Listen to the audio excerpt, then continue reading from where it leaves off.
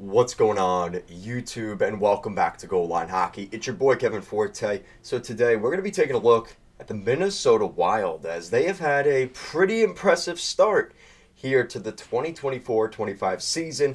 We're going to take a look at their recent success and who's contributing to the success of the Minnesota Wild. It's going to be the people you would expect because the way the Minnesota Wild are built, you know who the superstars are. It's just a matter of, are they going to perform at the level that you expect them to be able to play at? And they've been able to do that so far. And, we're going to take a look today. We're going to start off with the standings because I think that's the best place to start here. Whoops. And, of course, the screen isn't working. But basically, when we talk about the Minnesota Wild, right, this is obviously a team that, while I'm trying to figure this out, the Minnesota Wild are obviously a team that we know what they're capable of, right? We look what they've done over the years in terms of, this is a team that can consistently make the playoffs. And with the Minnesota Wild, it's more a question of what can they do when they make the playoffs. But now it's starting to become one of those things with as that Central Division has been quite tough. Are they a team that can even make the playoffs, let alone going on a run? So the Minnesota Wild, with the way they've been playing, obviously looking in the standings here, we'll start off there to tell the story. Their record is impressive. They are 4-0-2 this season. And when you look at their record, yeah, they might not have as sexy of a record as, say, the Flames or the Jets, who have more wins than them. But the key factor with the Minnesota Wild so far this season has been the fact that this is a team, not only do they have a 4-0-2 record, not only are they beating teams like the Florida Panthers like they did last week, it's the way they're playing. This team right now, at the recording of this video, and maybe by the time this video goes out this weekend, this will change, but as of the making of this video, the Minnesota Wild now currently hold the longest record of holding a lead in a game. They have not trailed yet this season through the first 6 games, which is an NHL record, which is incredible. Minnesota Wild, through their first 6 games, have yet to be trailing in a game at any point. And like I said, you have to have the caveats there because they lost 2 games in overtime and in a shootout. But that means the game was over as soon as the goal was scored, which means that they have not technically trailed in a game during the game, which is quite impressive. So why is that? Why are the Minnesota Wild playing the way they are? Why are they finding ways to win? And the most pure form of the answer to that is, well, they've been scoring first, and hence why they've been scoring those early goals, holding leads. It's been really difficult for the other team to get back into the game. And when you look at the way they've been playing here, let's look at Hockey Reference here. I'll show you guys. Through the first 6 games of this season, that's pretty evident with how things have gone for them. So let's take a look here. So the Minnesota Wild through the first 6 games this season. So the Columbus Blue Jackets, they won that game 3-2. They lost, like I said, back-to-back in overtime and shootout to Seattle and Winnipeg. And then since then, look at those 3 games going into this weekend. And again, obviously, well, probably by the time this video goes out on Sunday, they will have played that Tampa Bay Lightning game. They have really, they've been outscoring their opponents the last 3 games 12-3. And what I think is also impressive is this is a road trip, and a long road trip indeed. You look at, in the span of a week, they've gone to St. Louis, Columbus, now they're in Florida. This is not an easy schedule by any means before they go back on November 1st back home to St. Paul, Minnesota. This is a difficult road trip to have early on. They played their first 2 games of the season at home, and then they're like, all right, pack your bags and head to Winnipeg, St. Louis, and pretty much going across North America there on that first 7-game road trip. This has been a really good test for the Minnesota Wild. They're finding different ways to get it done. But the reality is, when you keep it, what's that saying? Keep it simple, stupid? That's what the Minnesota Wild have been doing. They've been taking those early leads, holding them, and just strangling their opponent to the point where there's nothing really coming back. And they don't allow the other team to get momentum. Obviously, there are things that have not been the best with the Minnesota Wild. They've been taking some penalties, a little bit of a lack of a discipline here and there. But those are things that when you're 4-0-2 and you have yet to trail during a game in regulation, it's hard. You're really pulling for strings there. I think the most difficult demon for the Minnesota Wild now is themselves. Are they going to get to a point here where they get a little bit complacent? Hey, we're 4-0-2. We have yet to trail a game. What could we possibly work on? And that is the most dangerous spot to put yourself in, because at that point, it's all on you. No outside external forces are going to be messing with you. It's going to be, all right, we've been playing well.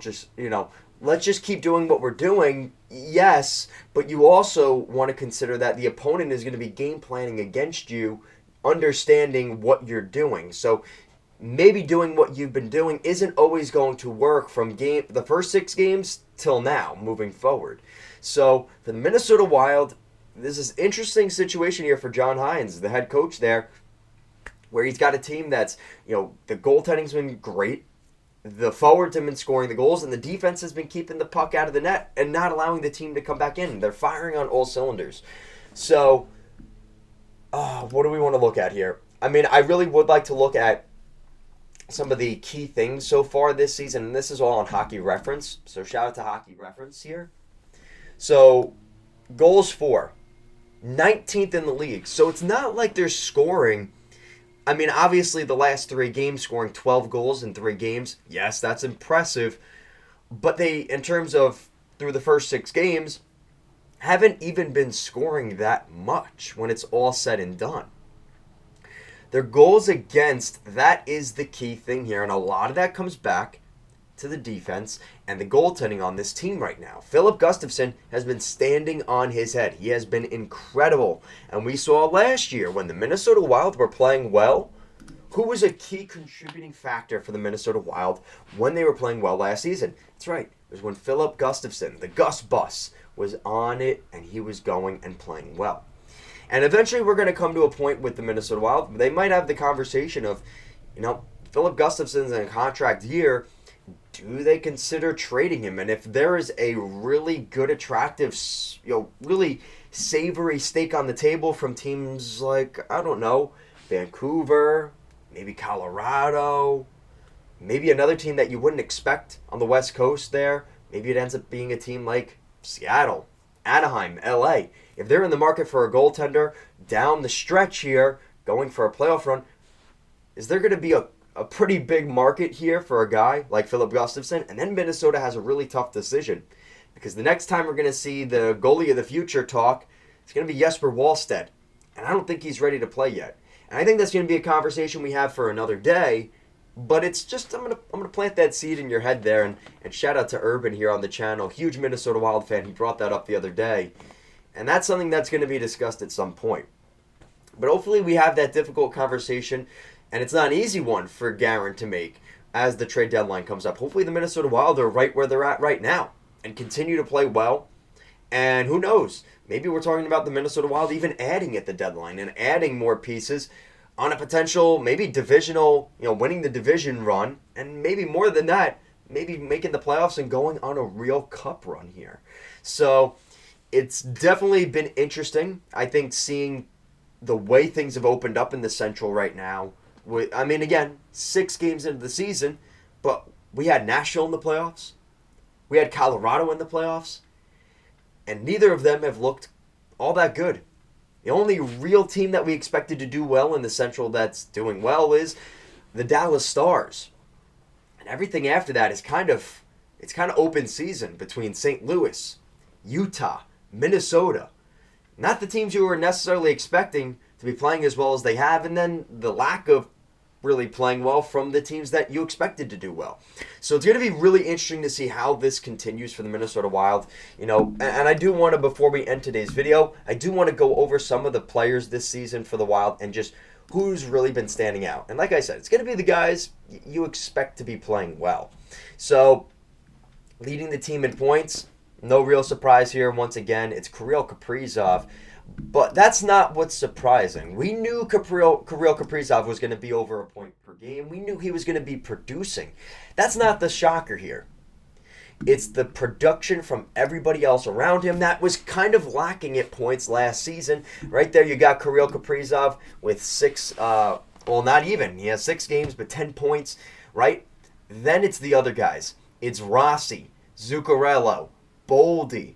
Those guys getting on the board, that is the difference right now between the Minnesota Wild teams that were completely run by Kaprizov, and now we're seeing this scoring depth from really even the higher end guys. I mean, I wouldn't consider Boldy, Rossi, or Zuccarello secondary guys. That's your top 6. That's your goal scoring. Those guys are doing what they need to do.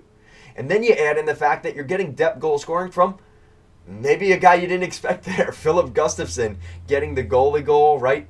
Obviously, a good start to the season for Ryan Hartman. He's already got 2 goals this season, right? Those are the things that if Minnesota wants to be a legitimate contender this season, that has to continue for this team if they want to legitimately be a contender in the Central Division. Because I think that division is going to be a lot tougher than it's been the last couple years. And I still wouldn't necessarily count out teams like Nashville or Colorado. I could see them kind of coming back a little bit to the middle, finding their ground. It's not necessarily a given that those teams are out yet. It's too early. Let's wait till American Thanksgiving, the end of November, and we'll start to reevaluate that. But as of right now, for the Minnesota Wild, they have the confidence. Things are going well. They're feeling good about themselves. And like I said, probably the biggest thing in their way is themselves at this point. And we'll see if they're able to hold on to that. And I'd be remiss if I finished this video and didn't mention just how good the numbers have been for Filip Gustavsson. .952 save percentage right now, 1.40 goals against average. He's playing well, man. There's not much else to say there. He has been on top of it. And the last stat I want to bring up to you guys, and we talked about this earlier when we looked at the schedule, but look at that strength of schedule. Their strength of schedule is the best in the National Hockey League. And like I said, a lot of that is contributed because of all these games they're playing on the road. And not only are they playing tough road games, but, they were able to snag a point against the Winnipeg Jets. They're the last undefeated in the league. The Blue Jackets, they've looked good. They just put a beating on the Toronto Maple Leafs the other night. The Florida Panthers, we know what Florida is. The Blues, a team in their division that's been playing pretty damn well. So it's one of those things where you look at that schedule and it might not look there's Columbus on there. What do we really expect from a team like Seattle or St. Louis? But those teams have been playing well against their other competition early on this season. Something is definitely in the water in Minnesota, and it's been good. And teams around the league are going to want what's in the water in St. Paul, Minnesota right now, because this team is on fire. They're playing well. They just got to continue it. And like I said, their biggest opponent right now is themselves. And hopefully they're able to continue to have a nice road trip here, continue to find that success, building some good chemistry with that road environment. They're kind of forced to be together, building that chemistry. They're happy. They're enjoying themselves, right? That's all you can ask for. It's a great start to the season for the Wild, and obviously for people like Urban, who is a big supporter on the channel. You love to see a team doing well like Minnesota, because the hockey world, as much as people that maybe are rivals to the Minnesota Wild with that large fan base, it is a passionate fan base. It's a big fan base. So when they're doing well, the rest of the league does well too. And maybe you don't like all the back and forth and maybe the little bit of overly confidence from the Minnesota Wild and their faithful, but it's good for the team. It's good for the league when you see a team like Minnesota doing well. So let me know what you guys think in the comment section down below. What do you guys think of the Minnesota Wild? Are they legit? Do you think they're maybe a fraud and maybe they're going to fall off as the season goes along? I have to say, if you want to look at a negative, I do expect Filip Gustavsson's numbers to come down a little bit. I mean, a .952 save percentage is like robot numbers. I don't expect him to have that good of numbers through the rest of the season, and even if that falls down to a .920 save percentage the rest of the way, that is exactly what Minnesota could ask for from a guy like Filip Gustavsson. That's great for them.